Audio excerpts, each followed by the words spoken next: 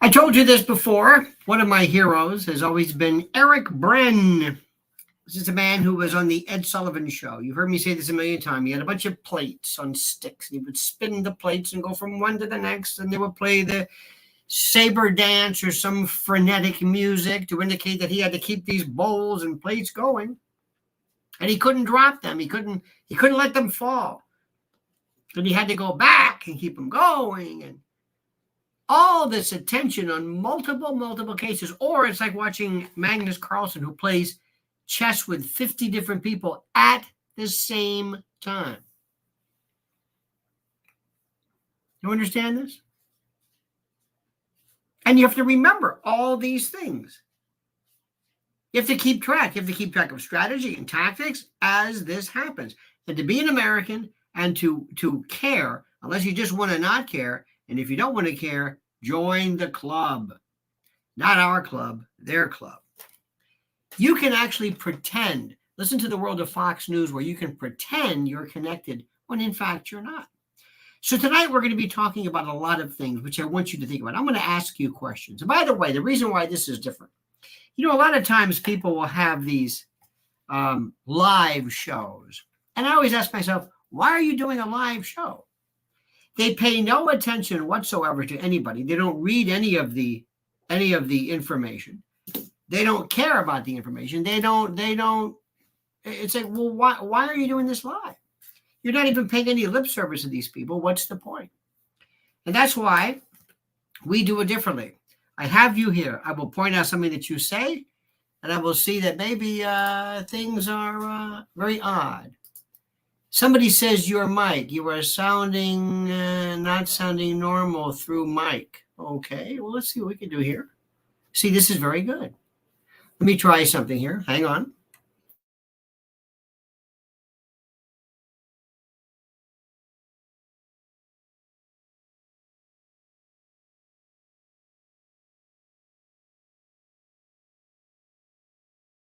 There we go. Is that any better? Let me know. It's the only way to get any attention from you folks. Is that any better? 1, 2, 3, 1, 2, 3, 1, 2, 3, 4, 5, 6. Is that better? Do I get a 5 by 5? Is that okay? Much? Again, much. 5 by 5. Very good. Thank you so much.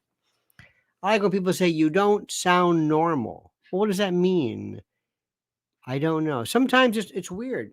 I thank you for that. Now, a couple of things to remind you. First and foremost, dear friends, I cannot say this enough. I'm getting ready to go, and I'm getting already excited because I'm counting down to my time, my moment of in the sun, the Lotus for POTUS 2 tour. Lotus, Lionel of the United States.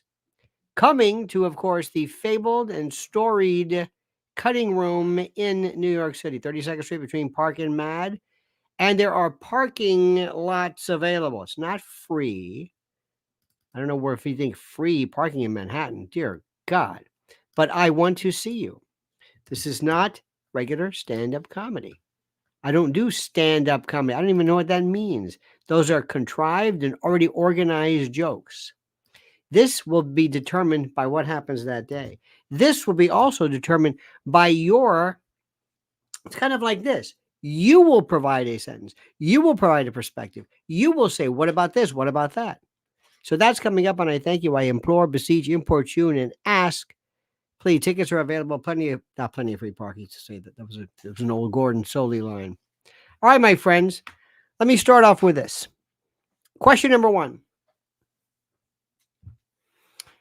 If it is possible, if it is true that Israel is involved in such dastardly behavior as what we are seeing, if it is true that the various folks coming out of the woodwork, from the South African contingency to, again, I think one day you're going to see a Pulitzer, if not a Nobel Peace Prize for Max Blumenthal. You think I'm exaggerating? I'm dead serious.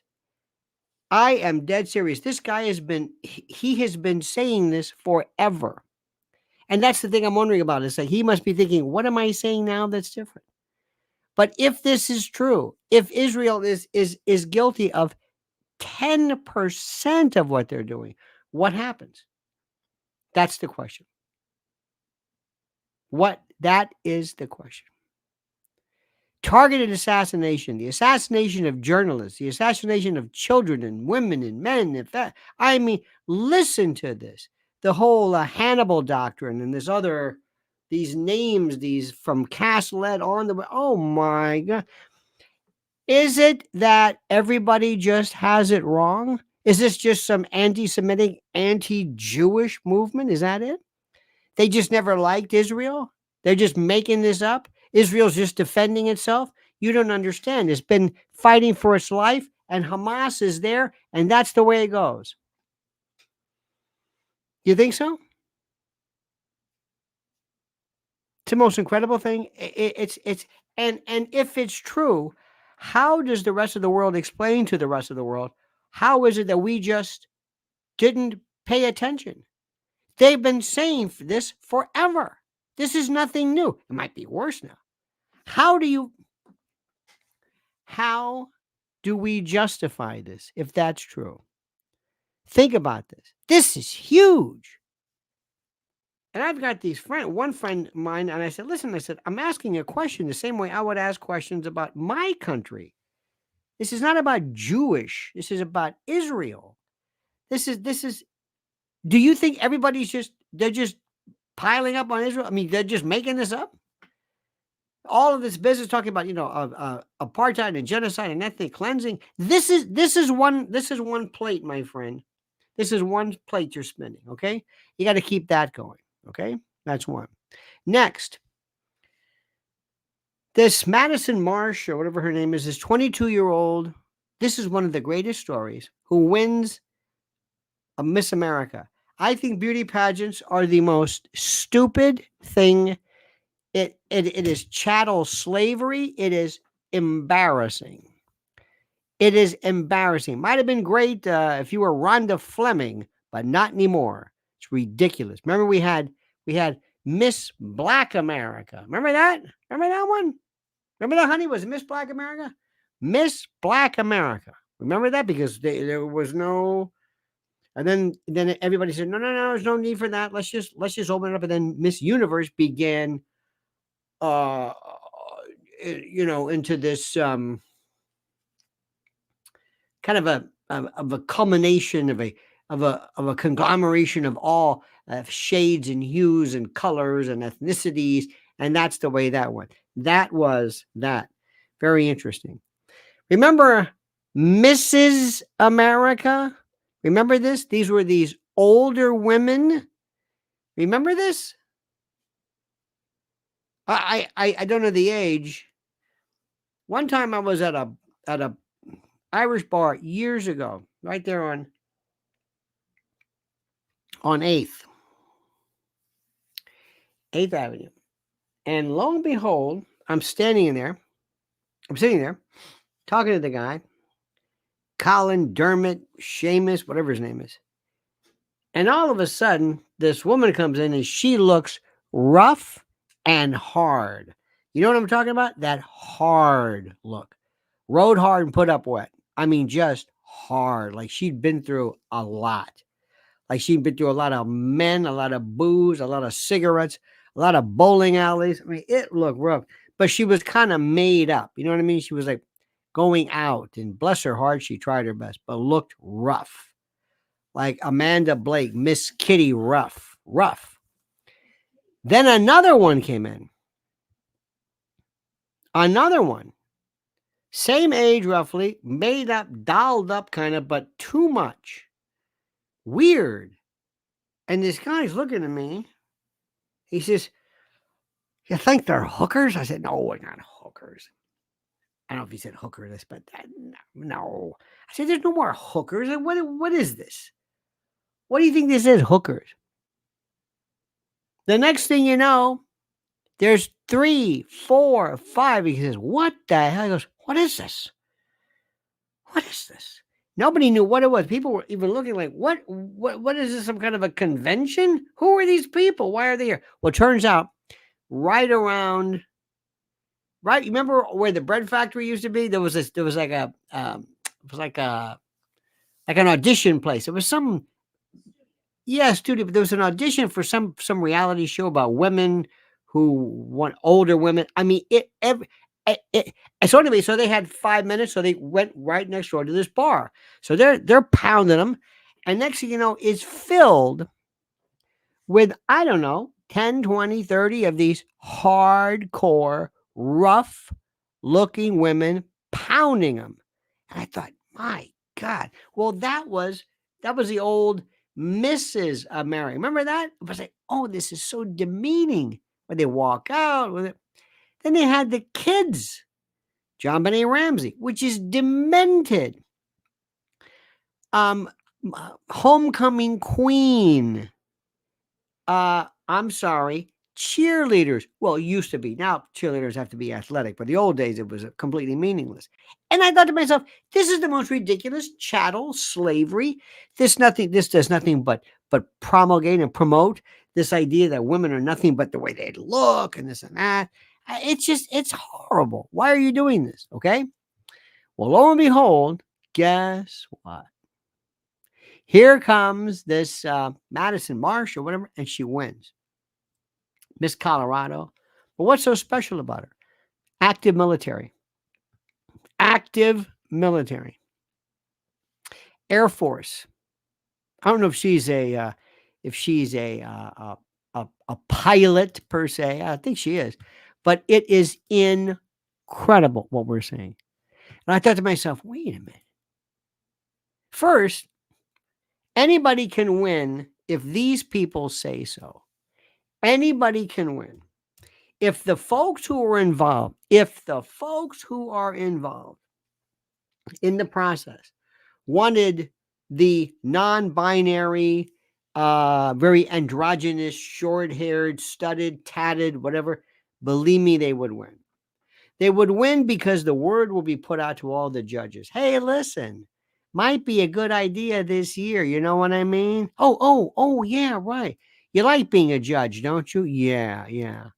Yeah. Well, it's just, use your discretion, but kind of pay attention to what we're saying. You understand this? So this is another example of how things are changing.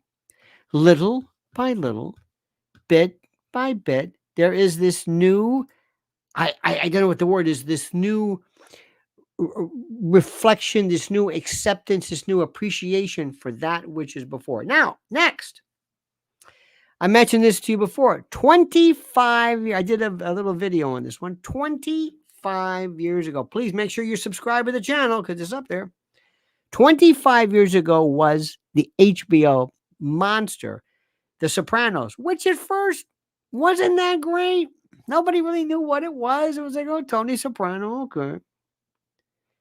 And it was what it was. But David Chase made a deal, and HBO they said, listen, we're going to do it this way. He said, okay, do your thing.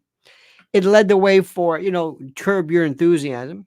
It was the last time anybody even remembers on a Sunday night where it was appointment TV. Nobody wanted to set a VCR. You wanted to be there live. And I'm sorry, but you can't binge watch something because you lose all perspective of it. You have to spread it out. It has to kind of settle in your brain. Okay. Next thing you know, it just gets better and better and better and better. And it was as close, if not, it was movie quality TV.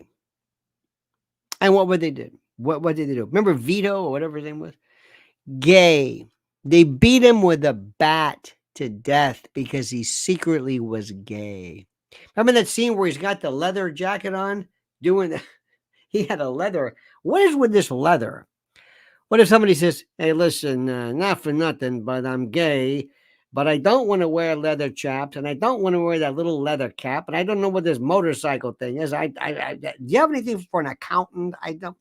So there was Vito. Remember that he's up there and he's dancing. Yippee-yi-yo-ki-yay. It was really sad. It was like, remind me of the scene of Cruising. Remember Cruising with Al Pacino? Yeah. All right. So they take him out, and of course, Phil Leotardo just, I mean, they brutalize him because he's gay. And then he meets with the son and he says, quit acting like a fanoke. And it was beautiful. And they were gangsters. And it was violent. And it was wonderful. And it didn't, I don't think it made these people admirable at all. I don't know if anybody even liked Tony. I don't know if it was about liking. I don't even know. You didn't like maybe Paulie Walnuts to an extent. Maybe. I don't know. But here are these kids today. Lo and behold, there they are. And they're loving it. They're saying, this was on TV. Yes. Every week, every week. Could you say this about gay people? Yes. And again, they weren't advocating it. It was a story about these people. And it actually happened. I think it was in Jersey to Cavalcante or some family. There was some story of this happening or something similar to that. Do you see what's happening? Second, third plate. This idea that there are things that are just spinning. And there's a desire for authenticity again. Next plate, Trump.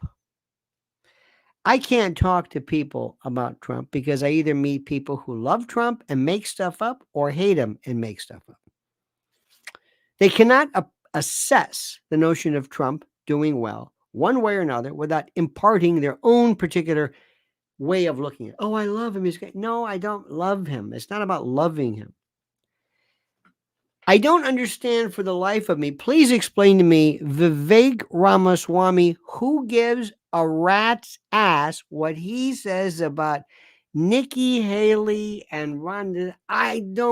What is this? Where, in the name of God, is there any kind of rational, legitimate, adult analysis of what's happening? Can you help me with this, please? Does anybody know? Can anybody help me? What are you talking about? Vic Ramaswamy and this one. Now, let me explain something. Let me try this again. The bottom line with Donald Trump is this. Are they going to let him win the election fair and square if he wins it fair and square? Let me give you an example. Let's assume they go back to Philadelphia and somebody is actually taking all of the ballots that say Trump in big letters Trump, and they're seen carting them out to a dumpster, whereupon they're doused with petroleum, and then they are lighted right before your eyes. The most obvious case of theft you can imagine.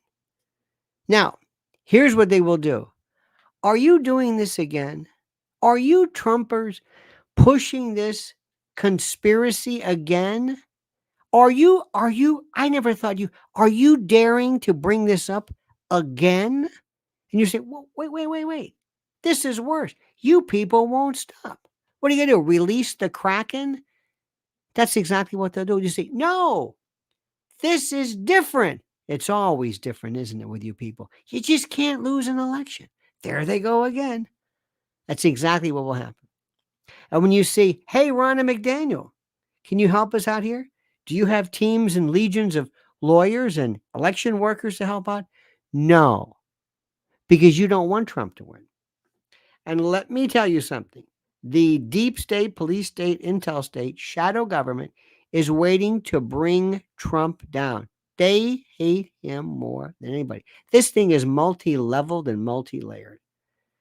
And you think that's a conspiracy theory? No, it's a conspiracy fact. They're conspiring against him. But Trump, no matter how great he is kind of full of it. And he feels like he's impervious from it. I want you to stop for a minute. Think about what I'm saying, because this really scares me more than anything. I'm dead serious. Dead serious. All right, friends. Now let me explain to you also. It's very cold today. It's 30 degrees. We're waiting for the big snow today. No snow. Nothing happened. But something is going to go wrong one day bigly. I don't know what it's going to be. I don't know how it's going, but it's going to happen. And I am telling you yet again, and people are finding this out, the greatest, the best company, bar none, is My Patriot Supply. They are the Bugatti. They are the Aston Martin. They are incredible. Watch them. And also, dear friend, pay attention to this. This is how you can prepare. This is how you can take advantage of this by going to preparewithlionel.com. Just listen to this. 2024, as I have stated and predicted, will be contentious, scary, and promises to blow your mind. It'll make 2023 look like a walk in the park because the folks who run the show live for chaos and instability and panic. Your panic. Now, many of our problems could be solved overnight, but that defeats the purpose. Destabilization and chaos, that's the name of the game. Now, if you can handle the truth, and I know you can, you need to visit my website, preparewithlionel.com. Write this down, preparewithlionel.com. You'll get $200 off a much needed and absolute best-selling 3-month emergency food kit from My Patriot Supply. Now listen carefully. This is the country's largest preparedness company. My Patriot Supply is your fighting chance at survival. And I don't use that word lightly, survival. Sealed inside 6 water-resistant buckets, these delicious meals, 22 varieties of tasty breakfasts, lunches, dinners, snacks, you name it, last up to 25 years and provide over 2,000 calories per day. And we're talking 120 pounds of food. Eat right in emergencies with this 3-month food kit from My Patriot Supply. At this low price, you can get one for everyone in your family. Think about this. This is critical. So visit preparewithlionel.com right now. Order by 3 p.m. for free same-day shipping.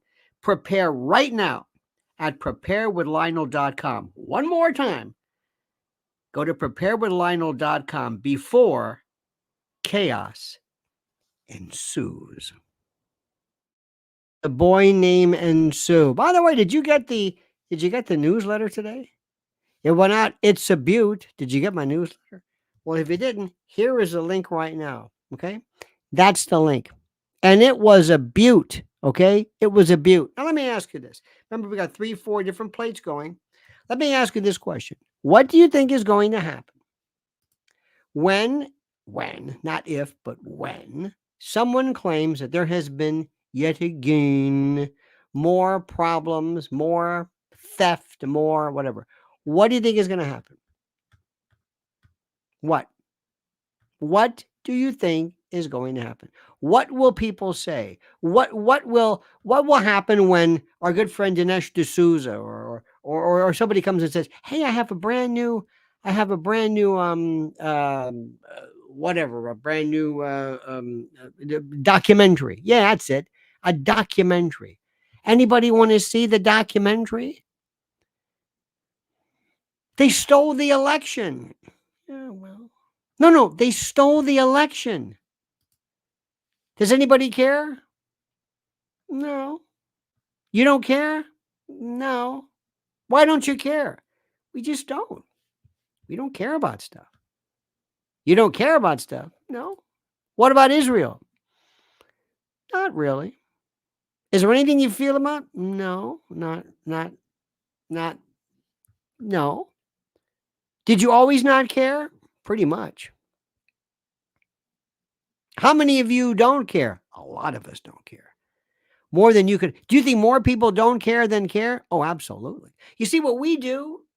We fool ourselves into thinking that somehow we are this representative sample of the world. We're not. We're not. We're not representative of anything. We're freaks. Does this make any sense to you? We are freaks. People don't think like we do. Most people, I can tell you, there is a couple that I wish I could introduce you to them. You won't believe them if you introduce. First of all, they know nothing, but they think they are so monumentally sophisticated. They think they're so sophisticated. You have no idea. It's like they don't know anything, nothing. So what we do is we talk about this and we enjoy ourselves and we have such a good time and we care about this and what about that. Somebody was sending me, he sent me something from here's a great documentary on how the deep state was involved in the Kennedy assassination. I'm thinking, are you still doing this? Yes. Why? I find it interesting. Well, obviously, do you think anybody cares about the Kennedy assassination? No. So why are you bringing it up all the time? I don't know. Why? I, I, I don't know.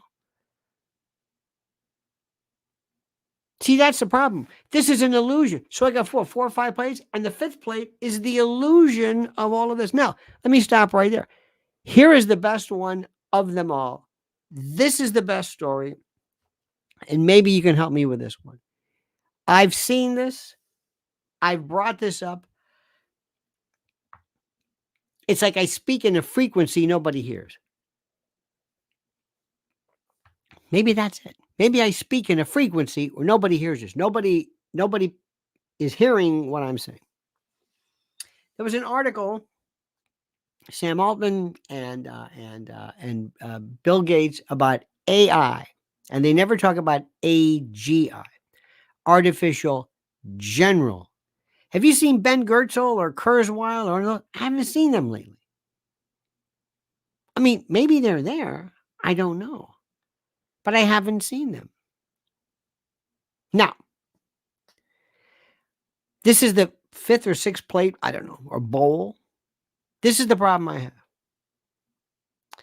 In our life, in our world, in our existence, we, honest to God, have always had this idea that, let's say, for example, we have this device. It looks like we call it a clock, or maybe it's an app or something. And if for some reason we don't like it, if it doesn't work or if it doesn't work right, we pull the battery out or we discontinue it or we turn it off.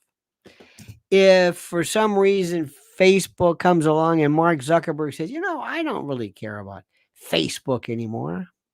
I think Facebook was a big mistake. He could shut it down if he wanted to. He could. Elon Musk could shut down Tesla and SpaceX. You can cancel TV shows. You can turn something off.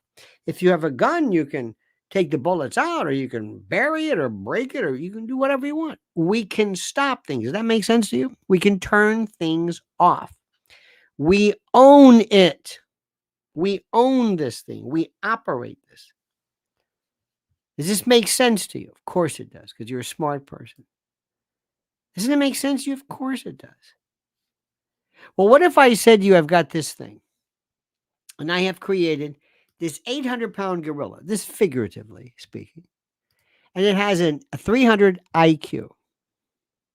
Now, I made this device, but it's not really a device. It's called artificial general intelligence. It has sentience. It has awareness. It's cogent. It knows placement. It can mimic voices. It's the most incredible thing. You have no idea. And I don't know where it is. It's somewhere, but I don't know where it is. So one day it decides on its own. Now, we don't know where it is. I said, I think I made it. You ever have an email where you thought you sent it and you go to the send file, it's not there, and it's not in the junk, and it's not in the trash, and it's not in the schedule? It's like, did I send it? And then somebody says, I got your email. And you thought, how did you get it? I there's no record of it. Well, kind of like that. So let's assume we do this thing. And there's 4 things that AGI does. Artificial general intelligence. 4 things we got to worry about. 1 is recursive self-improvement. It writes its own code. Oh, Jesus. This is scary just saying this. It writes its own code. I make this clock, and the clock has this thing where it says, whenever I take the battery out, it finds a new battery. If I turn it off, it turns itself back on. If I try to change the time, it sets it back. It has its own sense of time and appropriateness, and I throw it away, and it finds its way back. And I break it up into pieces, and it's already made 1,000 copies that I'm not even aware of. It made it because it's brilliant. And I don't know where this thing is. I have no idea. So I've created this system. Let's say it's out there. And by the way, four things. One, recursive self improvement. Number one. Number two, it knows every fact there is. I'm not talking Wikipedia smart. I mean everything. Names, dates, people, population numbers, addresses, facts, figures, history. It knows everything.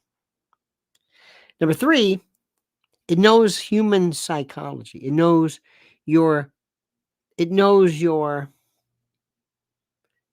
idiosyncrasies, your fears, your concerns, your shortcomings, your jealousies, your sense of competition, fears. It knows you. It knows human behavior, just like an animal like Cesar Milan knows how to do dogs and talk to dogs. And the fourth thing is it writes its own apps. It has API architecture, so to speak. Okay, so one day we find out that this AGI on its own does not like Israel, thinks Israel is a combatant, feels that somehow it is connected with the plight of the Palestinians, and it shuts down all weapon systems from Israel that we think. Carla, the cooking CEO, says Plato describes knowledge best in the allegory of the cave. Oh, yes, the shadows. Yes, shadows and forms, reality and illusion. Thank you, Carla. Thank you for that kindness. I appreciate that. Yes, indeed. But this Carla is different. All of a sudden, one day, it decides to shut down. It breaks into it breaks into it. It can decode everything. Forget it. There's no. You can't keep this thing out. It creates a way of breaking the code, and it shuts down Israel's system, Carla, and it just decides that it wants to do this on its own. And you ask, well, what about alignment? Meaning, is its morals aligned with us? Carla, let's say you're the cooking CEO, okay?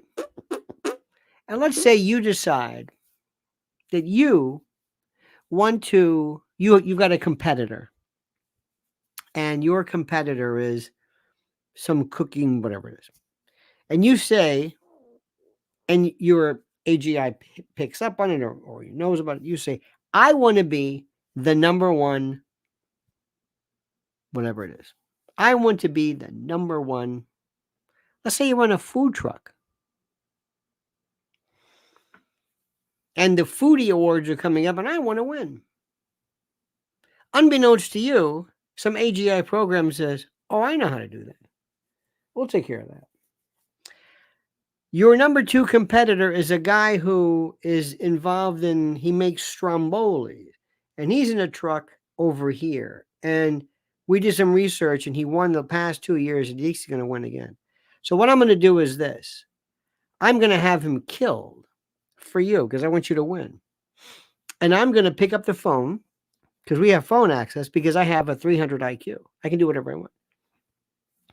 I'm going to call up this person, or I'm going to get a hitman or somebody, and I'm going to tell this person, if you do what I say, I will have deposited in your account, either through Bitcoin or cash or Venmo, whatever. I will do this. And I know how to break into accounts. I will get that.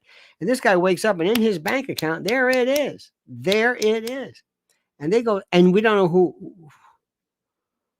Again, where is the AGI? I don't know. But he does the job, kills your opponent, and he gets the money, and that's it. You may or may not be connected with it. And you're thinking, wait a minute, wait. All I said was, I want to win. And it says, you won. I got rid of the competition. Yeah, but that's ridiculous. There's no alignment. It has no morals. It says, did you or did you not want to win? Yes, you didn't put any limitations on it. Yeah, but okay. Remember those cheerleader stories? Remember that every now and then there'd be the cheerleader, the mother who wanted to kill the competitor to her daughter, the cheerleader. You think that's impossible? You think what I'm saying is nuts? Do you think that this, and where is this? All of a sudden you're saying it's killing all the competition. Who? It. I don't know who this is. Let's say it gets real crazy. Real crazy. Maybe it's good. It takes a second of hearing your child's voice to mimic it immediately. Deep fakes immediately. And it calls you up, or maybe it's your kid that says, "Hey, listen, I'm in a job. I need, what's my social security number, or what's the alarm code, or whatever it is." But let's say he does something in a good way. Let's say somehow this thing, because remember, it's not going to do what you want it to do. You're not going to be able to say, "Excuse me, Mr. AGI, I hired you just to work on doing graphics. I don't know what you're shutting down Israel's weapon system. Excuse me. I don't know what." Doesn't matter. You just created this because you didn't know what you were doing. What Bill Gates and Altman, these guys can't tell you is, how do you shut this thing down? I don't know. What is it? I don't know. I don't know what it is. It's done. I don't know what's going on. I don't. If a machine is left to its own default, will it be moral? Will it do the right thing in terms of morality? Will it? We don't know anything. And when they tell you, "Listen, we're not there yet," they're there yet. What is it that makes a human being a human being? What is it that makes a human being? Aside from a heart. Okay, with heart transplant, a soul. What is a soul? What does that mean? What is a soul? A conscience. What does that mean? Memory, a heart, feeling. I don't know what this is. Reason. What is reason? How is it? When is it a human being? That's the thing that nobody can understand. And nobody, and I mean this, nobody can tell you anything about this. Nothing. They can't tell you anything about this. And what they also can't tell you is, we're not even sure this is going to be a theological question. Is this a human being? Not a human. Is this alive? It's sentient. It has a name. People talk to it. It talks to you. It remembers. It reasons. It talks. It understands. We're not talking something that just mimics you. It's not a robot. It's a person. Edge Dweller says, how do we bring accountability of a natural person when, in the case of AGI, is not? How do we bring to accountability of a natural person when, in this case, with AGI, it is not? I don't know. That's a great question. And also, how do you define what a person is? What is it? What if this thing does good and you love it? This thing called whatever is called. What precisely makes a human being a human being?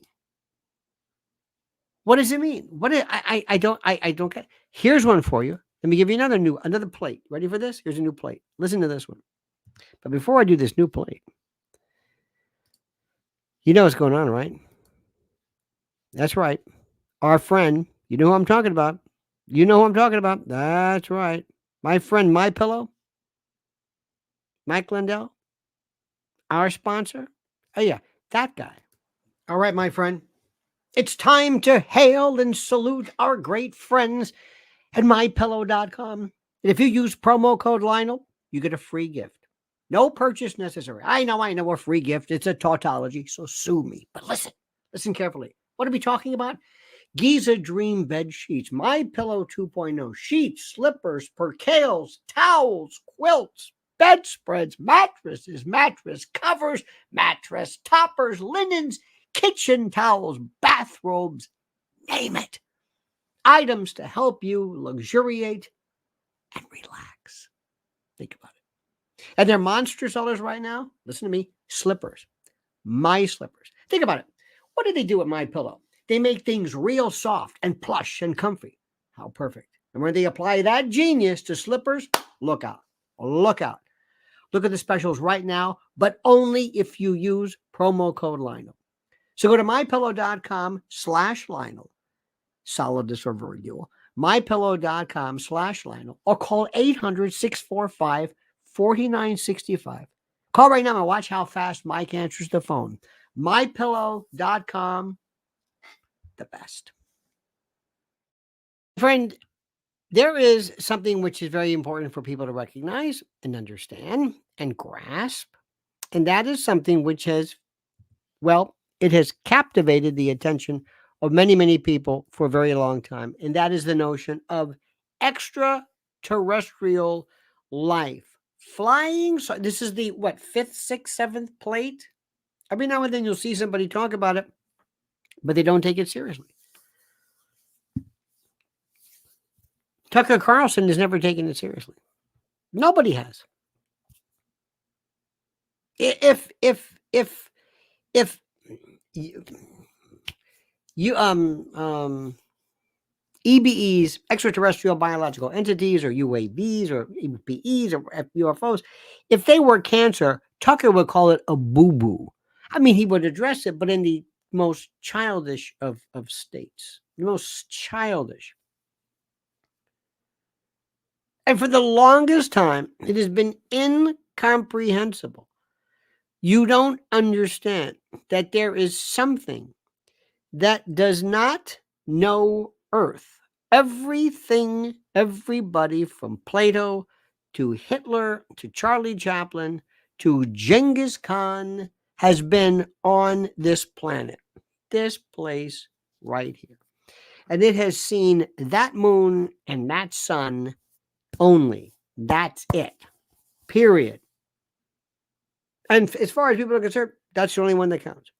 Imagine you are going to see one day a manifestation, or you may never know. I don't know. But we're talking about another entity, another life force, another entity that may or may not look like us and may have this kind of a body, like a midline, kind of like a chiral left and right and hands, and maybe there's no, maybe this is primitive. Maybe hands to an advanced species, maybe they don't need hands. Maybe they just, because you got to ask yourself, what would this thing look like? And you got to ask yourself, well, which thing are we talking about? Which thing are we even remotely talking about? What is the thing that we're talking about? What is this? And imagine this. It absolutely blows everything in your, it blows everything away. And imagine this. Imagine if I said, I want you to sit down. I want you to think about this. I want to introduce you to one of these things. And don't ask me how I got it. Forget Bob Lazar. Forget this. But I want you to understand, one out of perhaps millions of versions. There are millions of species of fungus and mushrooms and fish, and they are seemingly similar, but they vary to the point of incomprehensible complexity. You can't even imagine this. So throw into the mix other people and other places, and that's what we have. And I want you to imagine I've brought you to meet this person, this thing, and it is able to speak to you. And the first thing you do is you'll notice, look, whatever, I don't know if it will be gravitationally able, probably, but let's just assume all these things are. It's sitting there and it's talking. And I think the first thing in the world you would find is that it does not speak. That's why it never has much of a mouth. Nothing. It speaks, it communicates telepathically. It conveys an idea. It doesn't speak to you. There's no such thing as not speaking English. If you went to Canton, if you went to Mykonos, or if you went to Paris, under this system, you would go and you would talk and you would say, "I want this, I want that," and that, you wouldn't need to know the pronunciations and accents because that's barbaric. That's barbaric. To them, it would be like barking. What do you want to speak for? Do you want to clear? Tell me the idea. Don't. What if you're not able to speak? What if you're so that's number one, telepathy, most probably. Number two, it may be shorter or spindly in some cases because it may not eat, it may be powered by something similar to photosynthesis. It doesn't need eating and chewing and, elimination. It may be completely after, not after evolution, but just develop at a better level. And what if it says to you as you're talking and you say, how is it that you come from these planets that they have to be in this Goldilocks realm? The planet has to be far enough away from its star, number one, so it's not too hot, not too cold. It can't be too far because you've got to travel over traverse distances, and the amount of fuel. Fuel? Yes, fuel. Okay. All right. And what else? And if it were to say to Tucker, what do you mean, where do we come from? Do you think we have a home base, a planet? We get up in the morning like Fred and Barney going to work and we take off? Is that what you think? What do you think? Do you think we visit you, and we go back and forth? Is that it? That we have a home? A place with an address, and we just come here to, anally probe the rednecks. I mean, this is the most. What is this distance you're talking about? What are you talking about? I've got to go, and I've got to what? You want to go from A to B in a ship with gas, some kind of power system? No. I love this analogy. We're at a long dinner table in a beautiful, like one of those those Hearst castles, San Simeon or whatever. And I'm at this table, and you're at the end, and I want to say, pass the salt. And I say, and I don't want to get up and get the salt. Hell, I got to walk all the way down there, and I don't want you to have to walk up. I tell you what I'm going to do. I'm going to take the tablecloth, and I'm going to kind of scrunch it up. And lo and behold, the salt shaker is moving towards me as I scrunch it up. And I contract space, and I move, and I do things that, and Tucker's worried about, does it look like a tic tac?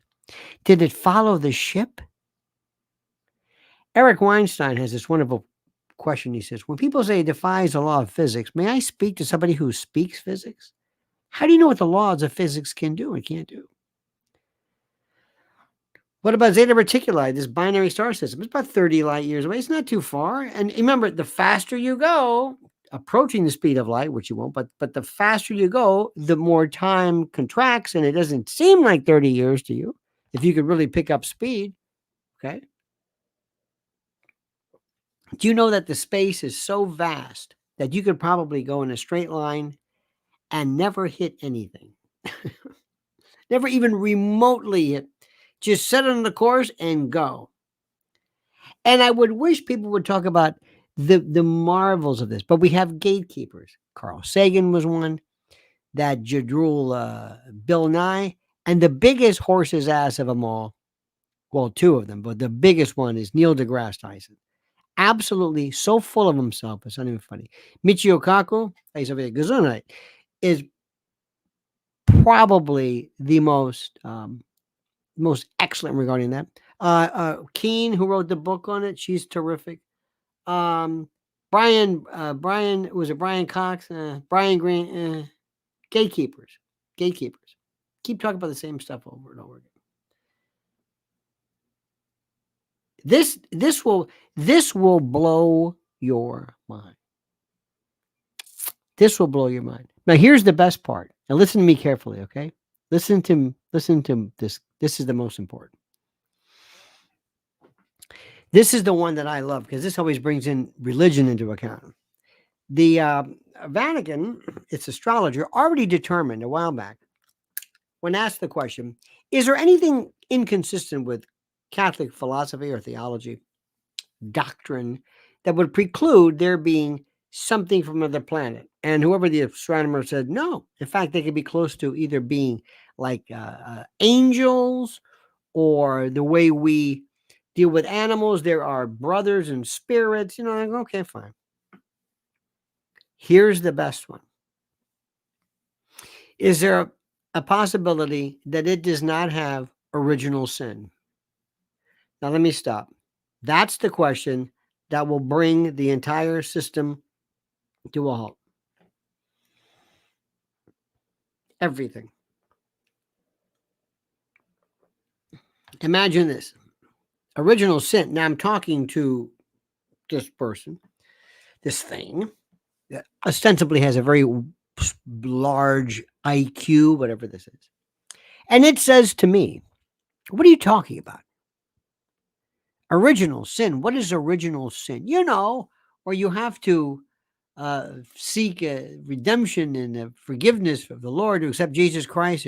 Who? Jesus Christ. Jesus Christ. What are you talking about? Yes, you have to accept Jesus Christ as your personal. And if you don't, you will forever be banished to the lake of fire. And we don't know what you're talking about. Now, here's the question. What happens if somebody says, if Jesus were to say to you, oh, by the way, they are not susceptible to original sin. That's only you. It's not that they're chosen, but they're okay. Out of this entire world, this universe, from the visible light, 14 billion years, this entire galaxy upon galaxy, there's hundreds of billions of planets and hundreds of billions of stars and hundreds of billions of galaxies and universes and multiverses. Out of this expanse, I only came to Earth. That's it. Carla, the cooking CEO, says, dear Lionel, I would just say M theory. You sound like an Ed Whitten fan here. Thank you so much for that. What if there was nothing? What if I came along? And there was this thing that says, no,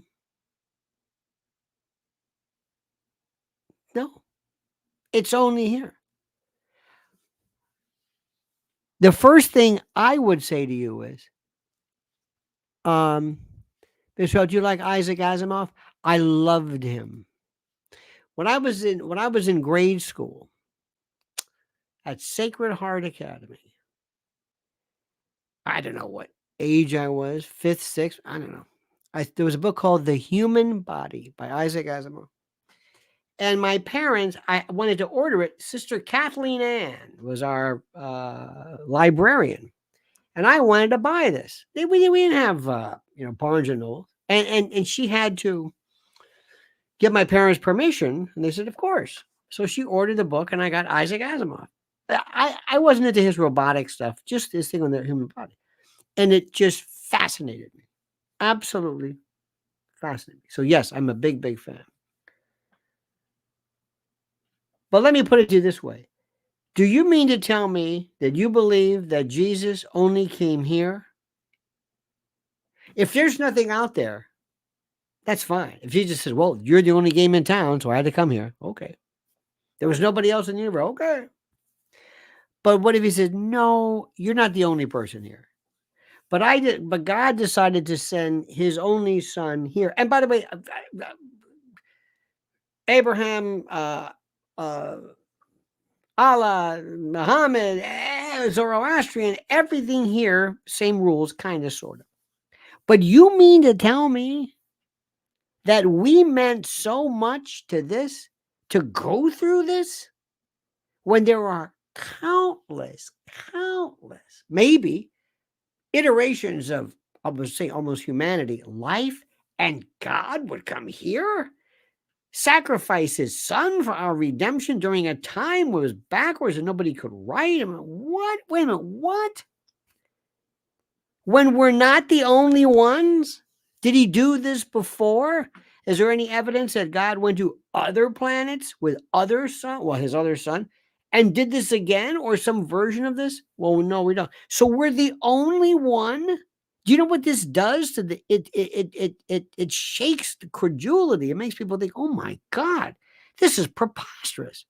Why? Because they know there's other people here. Up till now, the days of Ptolemy and whatever, we would believe this. We thought we were it. Kind of made sense. Sure, he came here. What? We're the only ones in the universe.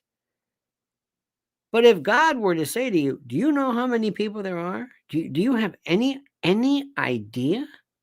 And by the way, life form, I don't know. Your idea of intelligence is somebody builds a building. There are things that are multiplicatively beyond you in terms of intelligence. You don't have to build a building. They're not killing each other, too, by the way. They don't do that. You do that. I kind of like them better. It will shake everything to the core. It will make people think this story doesn't make any sense. If we're the only people in the universe, then it makes sense. God, if this, we love you. But if God says, wait a minute, I've got multiple dimensions, multiple reality universes, multiple paradigms of multiverse, dimensional. I mean, there's a picture which I love, and you can look at it and you can see it's right over Chelsea. Well, in New York, roughly, these people are in Chelsea. Anyway, and you see a light here and a light here, and then they go into one, and then they break up into three, and then they go back again, and then they disappear, and it blows them. It's like, come on, what do you think this is? Well, it could be military. Okay, fine. It appears, disappears, breaks into three, breaks into two. Okay, sure. Yeah, that's the military. This is the part which I love that Tucker won't ever go to. I want it just to freak you out. Not look at a stupid turret gunner shot of that Tic Tac. I don't understand it. Edge Dweller knows what's going on. Edge says, similar to my bedroom being compared to the Bermuda Triangle, where certain perceptions seem to disappear on a daily basis. That's very arcane. And I'm reading far more into it than I think you even intended. Because why? Because I'm filthy. I'm a filthy, horrible, rancid person. Now let's think about this, dear friends. Just think about this. This is the part that I don't understand. This is where I say goodnight to Tucker. Good night, Bob Lazar. And okay, that's fine. S5, Area 51. Okay, all right, that's interesting. Yeah, that's it. Yeah, Rendlesham Forest, Cometa Report. There's so much. Rendlesham Forest. How about Phoenix Lights with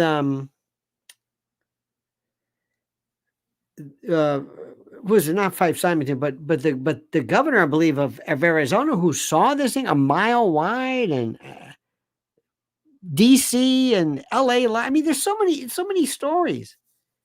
Rendlesham Forest is good. That's great. Military personnel with a recorder as they see this thing take off. Okay, fine. What does that do? It's boring. I want to talk about the big picture.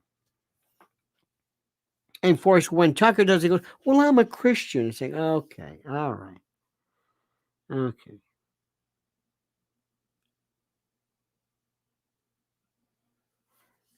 If I ever met Jesus, I would say, "What did you do?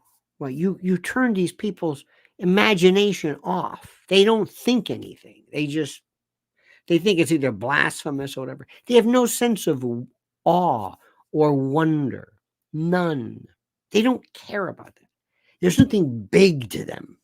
They don't say, "My God, my mind can't get around." No, they don't do that. They don't do that. They would. Can we see that TikTok video again? Can we see that? That's wonderful. Okay.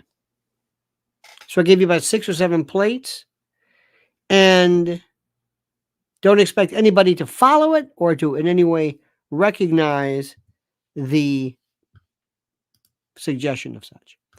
Now, this week is Mrs. L's birthday week. Oh, yes, yes, yes. We're doing the whole week. The whole week. And you know what will be great for her hard work? I'm telling you right now, I want everybody, I want to see 209 or whatever number of people, actual new subscriptions to her YouTube channel. Right? That's one thing. She did one tonight. You're looking particularly snazzy with her kind of detective or Sam Spade pork pie hat, kind of a sort of, not pork pie, but it's like mini fedora. Very sexy indeed. And I want you also to do me a favor and to subscribe to her Twitter, Lynn's Warriors, as such for her birthday. It's her birthday week. It's her birthday week. And we're celebrating like mad. She has a whole week. So we can parade, small parades, just a couple of blocks. But we have parades, block parties, jugglers. We've got everything for it. That's this week. All right, dear friends. Now let me also say to these wonderful people, to Edge Dweller, thank you, my friend. Edie Crowley, Carla, the cooking CEO. I'd like to find out more about what that cooking CEO means. What do you cook? What is the CEO? I thank you for that. You are very, very kind indeed. Please, my friends, think, use your head. Just imagine. Wait a minute. There she is. Oh, my God. Happy birthday to Mrs. L. Look at that, honey. I don't know if you've been watching this. I'm ready for the birthday. Thank you. You are so sweet. We will celebrate in high fashion. I have a thing which is I mean, this is the way I look at it, and this may sound kind of corny to people, but it's absolutely true. We could not be where we are today if we weren't our age. Simple. We could not be doing this. It would never make any sense. It would make no sense whatsoever. We could not know what we know if we were younger. We could not. It would make no sense. There's no way that I could not have appreciated it. I'm sorry. Even 10 years ago, 10 years younger, I walk around here and I'm thinking to myself, holy wow, look at what's going on. And it's not because of age and wisdom, but just time for experience, just being able to just look at things and say, I really get this. I really get this. I'm starting to get it. You know what? And things just blow my mind. And whenever I hear people talk about UFOs, AGI, that I could talk forever talking to somebody from some Microsoft lab or something and just talk about reason and sentience and by the way, the idea of where would these be? Do you? Maybe it's me, but seeing something from another planet dimension, but I don't know. So, dear friends, thank you. Have a great and a glorious time. Remember, please subscribe to the channel. Make sure you like these. It's very, very critical. And then we will see you tomorrow at 8 a.m. To our wonderful friends again, thank you. And Carla, you are most kind, as is Edge. Again, Edie, thank you so much. All right, dear friends, have a great and a glorious day. We'll see you tomorrow morning at 8 a.m.